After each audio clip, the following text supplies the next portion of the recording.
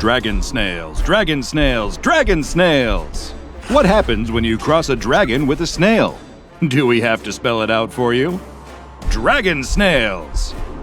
The latest fiery hot kids trend from Dr. Wondertainment that will leave your house in ashes. Just kidding. But seriously, watch out for that. Does your kid love Pokemon but hate the fact that they aren't real and don't pose any danger to their health and well-being? How boring! With dragon snails, you'll never have a dull moment again. They may move slowly, but their fire moves quick. Just one little puff, and they'll get you a fireball big enough to scorch your eyebrows off or start a modest log fire. The perfect Christmas gift to keep your house warm all winter. We've got green ones, we've got blue ones, we've got stripy ones. Breed them to start your own little empire of shell-dwelling hellraisers. Just remember, always keep a fire extinguisher close by. Start your collection today. Dr. Wondertainment is not legally, morally, or financially responsible for any injuries, death, or property damage resulting from the unsafe use of dragon snails or any other Dr. Wondertainment products. The intern leans in close to the glass, bored out of his mind. When he'd joined the Foundation 6 months ago, they'd told him that he would be key in securing, containing, and protecting some of the most incredible anomalies the world had ever seen. The reality of his day-to-day is very disappointing. He's on snail detail. Contained in a 5 meter by 5 meter by 5 meter plexiglass terrarium are 12 dragon snails. At first, he'd been so excited by the concept. A dragon and a snail mixed together? Genius. Until he realized that they actually just spend most of their days acting like snails. They very slowly slime their way around the walls or retract into their shells. Very occasionally, 2 of them would get into an argument and spurt a bit of fire, but the snails were all so small that a puff of fire was about all they could manage. Come back a few hours later, and you might see another one. In the meantime, they needed a nice long nap and a bite of lettuce. That's his job, by the way. Lettuce duty.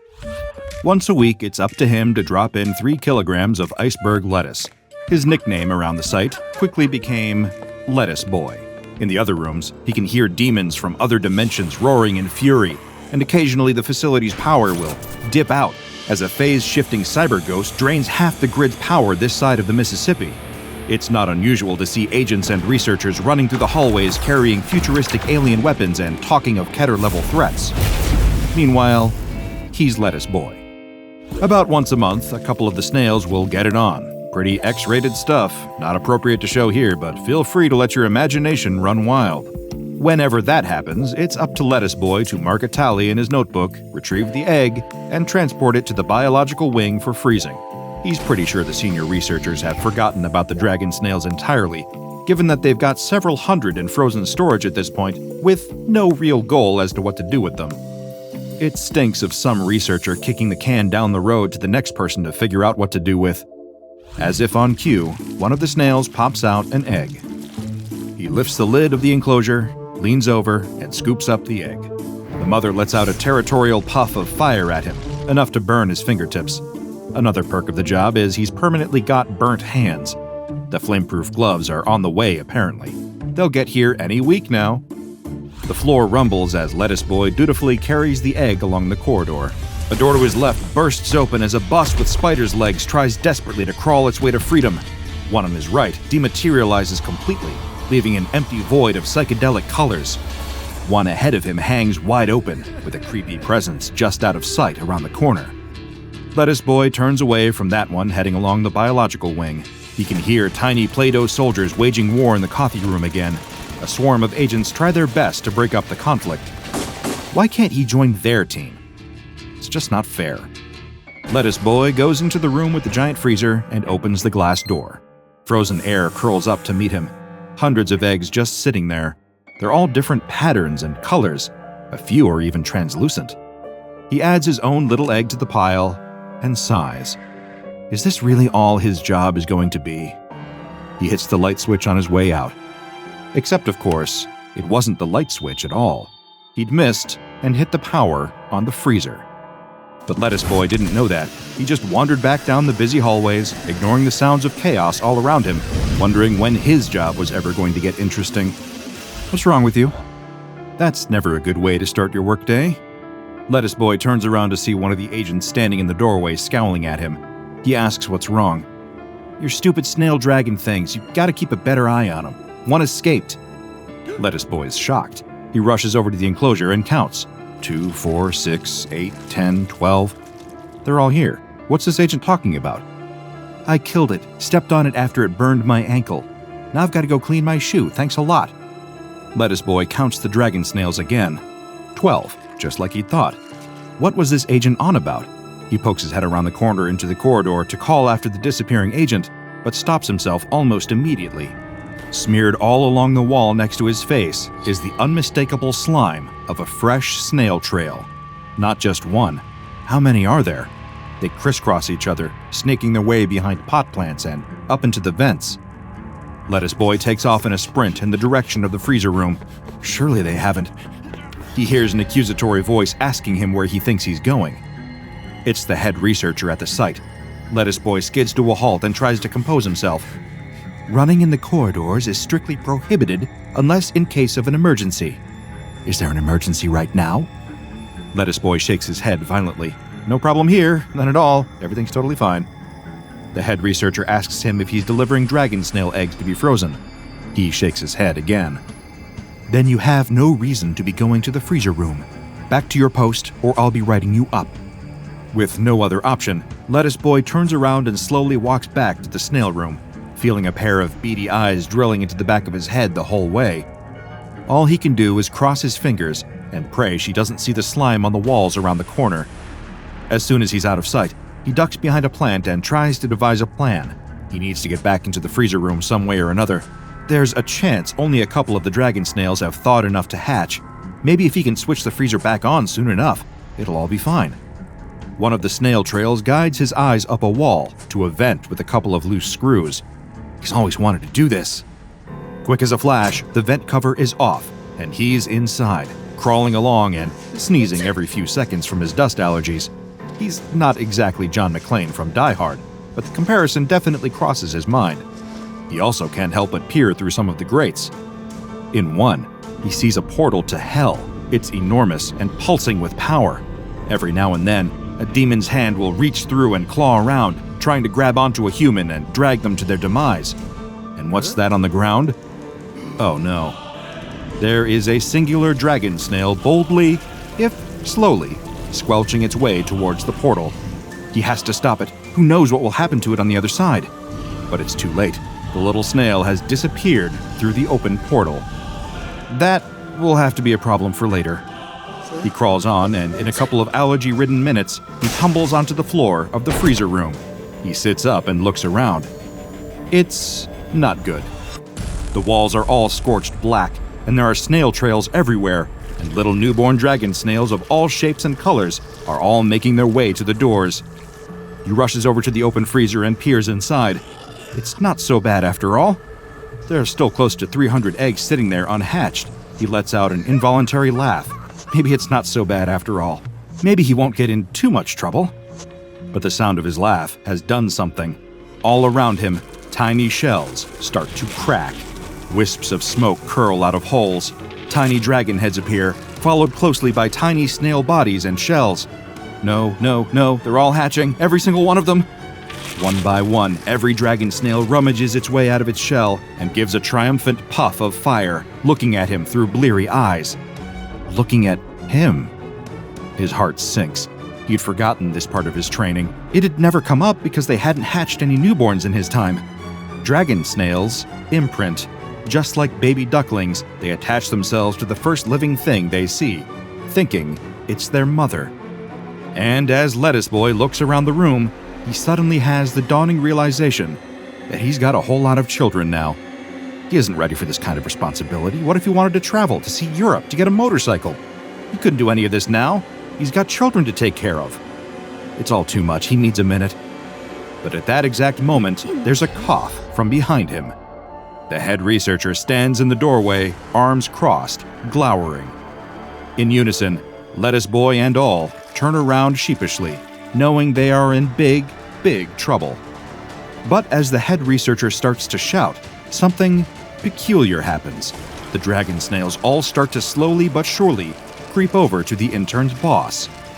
The more she yells, the more dragon snails join the crowd congregating at her feet. Her tirade gets louder and louder, culminating in a "You're fired!"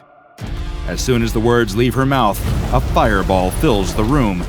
All at once, all of the dragon snails gathered around her spew out as much fire as they can manage. On their own, they've never been much of a threat, but a few hundred of them going off at the same moment in a confined space creates a ball of fire so bright and hot that Lettuce Boy throws a hand in front of his face and falls backwards. His hair is smoldering a bit, so he desperately pats at it with his sleeve, while staring at the spot where his boss used to be. Now all that remains is a pile of ash and a pair of shoes. Well, I'm definitely getting fired now. Lettuce Boy runs out into the hallway, peering around the corners to see if anyone is coming. Very slowly, an army of fire-breathing snails slowly follows him, leaving what can only be described as an ungodly amount of slime on the floor behind them. No, go back in the room, hide! But the dragon snails just keep following him, making little hooting sounds as they go. This whole imprint thing is clearly no joke. He needs to get them into the terrarium with the original 12. Once they're all contained, he'll figure out what to do next. Will they all fit in there? He's not so sure, but it's his only option right now. All of a sudden, a door in front of him bursts open, and out rush a flood of agents and researchers, running for their lives. A wave of fire chases after them, burning out and dissipating in the hallway. They've all just come from the room with the hell portal in it, the same hell portal that the little dragon snail had entered just a short time ago. And sure enough, a colossal, painfully slow head appears around the door. The head of a dragon on the body of a snail.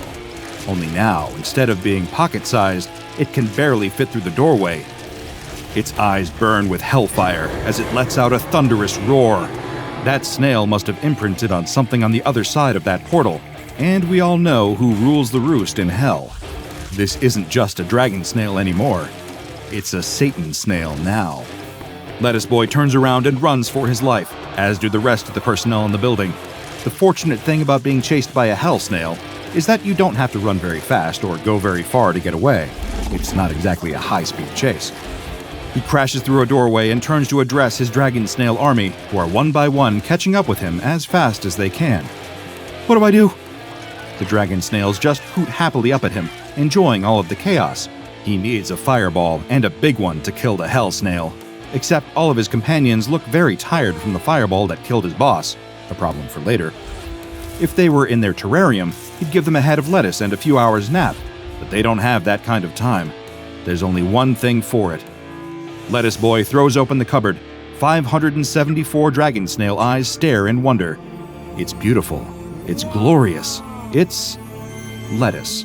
Kilos and kilos of lettuce. Their mouths hang open in ravenous excitement as Lettuce Boy lives up to his name, shredding head after head of the crisp green vegetable. Tiny mouths crunch and swallow as fast as they can as the ominous sound of fat, heavy slaps fills the room. A giant shadow falls across the doorway. And then the head of the dragon appears, its growth supercharged in the furnace of the underworld, its eyes driven mad with evil. The shell must weigh as much as a small car. The hell snail turns its head to him and gives a wet, oozy roar that sprays snail slime all over Lettuce Boy's face. He wipes a sleeve across his eyes and clenches his fists, determined. Dragon snails, attack! A couple of the snails cough. One manages to splutter a few sparks. Most of them are still enjoying their lettuce so much they haven't even noticed their aggressor in the doorway yet, happily chomping away with gummy little mouths. The hell snail rears up and opens its mouth wide. Lettuce Boy closes his eyes and takes a deep breath. If this is how he dies, so be it. He's ready for the fire that's about to consume him. Any second now. He's ready. He opens a hesitant eye. The hell snail's mouth is still wide open. Its eyes are staring not at him, but at what's in his hand. A head of lettuce. Lettuce Boy tosses the leafy vegetable into the hell snail's mouth, and it crunches down on it, happily swallowing it in just a couple of bites. It opens its mouth. Another. He tosses a second, then a third, then a fourth. By this point, the hell snail doesn't look so demonic anymore. It just looks like a giant dragon snail. In fact, it almost looks like it's smiling. Maybe that's the moral of the story. Sometimes those that we think are the big villains in our lives might just be a bit hungry. Lettuce Boy smiles at a good day's work. Then he remembers that he incinerated his boss. SCP-111, while referred to as dragon snails colloquially by Foundation personnel, are not actually snails at all. They appear to be an artificial invertebrate species that have been genetically designed to have the appearance of a snail and a dragon. If you take a closer look at their DNA structures, you quickly find that they don't really belong to either family when compared to the snail and dragon DNA that the Foundation has on hand. When fully grown, the adult dragon snails weigh in at roughly 300 grams, with a typical length of about 20 centimeters from the top of their head to the tip of their tail. So let's start with the head. Aside from fire-breathing, this is the most dragon-like part of SCP-111. Unlike snails, they have quite advanced eyes that don't live on the tips of optic tentacles, as well as small horn-like structures that contain cartilage. Their mouths have complex vertebrate jaw structures as well, allowing them to take larger mouthfuls and open wide, ready to breathe out a spurt of fire. Internally, they are very different from your average snail. They are warm-blooded and lay eggs that have hard shells of varying patterns and colors. And of course, there is the fire too. SCP-111 instances have hollow sacs just below their jaws, in which they store methane collected as a digestive byproduct. While most animals would eject methane as a waste gas, the dragon snails store it as a fuel source. A complex structure housed inside their trachea acts as a kind of flint and steel, so when they choose to exhale the methane gas from their jaw sacs along with a small spark, they can create quite an impressive fireball for their size. Due to the size of the dragon snails, this fire-breathing is a short-lived affair. They can usually only manage one puff of flame before exhausting their fuel supplies. As such, it is rarely used in physical self-defense and acts more as a warning, much like a frill-neck lizard deploys its frills to warn away predators or rivals. As the methane supply is built up from the digestive process, SCP-111 has to have an extended break before it is capable of producing more. They must digest more food and give their bodies time and rest to produce sufficient quantities of methane before they are ready to fire again. Another quirk of their jaw structure and internal anatomy is that, unlike regular snails, dragon snails are capable of vocalizations. They make gentle hooting noises. Studies are ongoing as to the purpose of these hoots, though it is possible that they are used as a rudimentary form of communication. SCP-111 shows much higher intelligence than any known snail species. The fact that they can imprint onto other animals shows a level of awareness of the concept of a parent and the ability to distinguish that organism from others.